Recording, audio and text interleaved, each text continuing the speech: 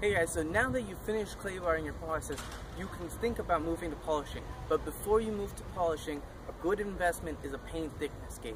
If you're serious about detailing or you detail other people's cars, this is a huge investment, and I think it should be necessary for anyone polishing or using a buffer on their paint. There's a very specific reason, and that reason is you only have a limited amount of clear coat on your car. With aggressive methods and long-term, over and over compounding and polishing, you can go through that clear coat. While it may be unlikely, it is a possibility.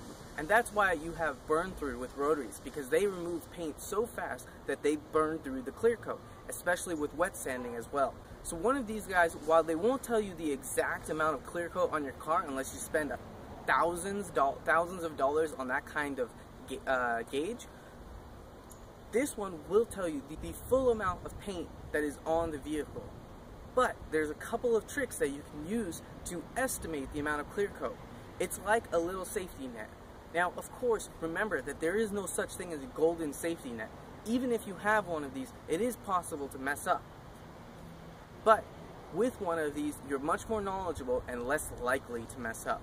So the little trick to measure how much clear coat you have on your car is to go to an area that has very little clear coat. So door jambs, under door handles, things like that, those kind of places, they usually don't get sprayed with a lot of clear coat, which means that when you go to put your gauge on the paint, you'll get a number like this, 76 microns.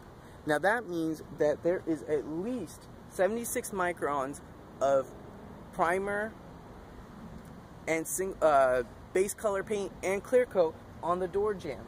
So when you go to measure somewhere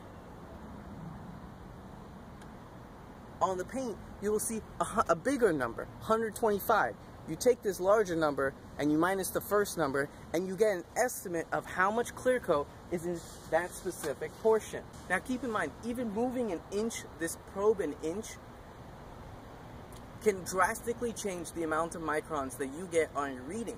So it's very important to take readings at many different places to get an average. Use that average when you're calculating how much paint, how much clear coat are on the body panels.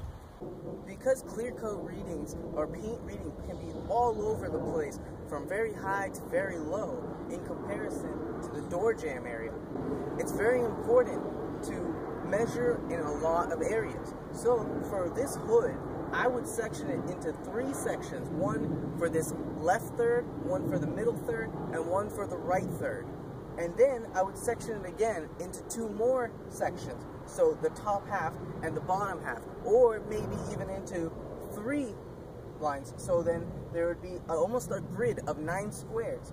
And within each square, I would take a measurement. So I would take a measurement here, I would take a measurement here, take a measurement here, and that would be the first third. Then I would continue to take measurements, and I section off the entire car, taking those measurements just like that.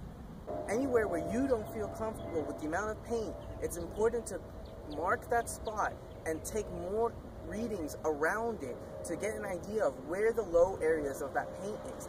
Then be sure to either not polish that area or very lightly polish that area. Remember, swirls and scratches are bad, but removing too much clear coat may be worse. Alright guys, so that is how you use a paint thickness gauge to estimate the amount of clear coat that's on your car before polishing.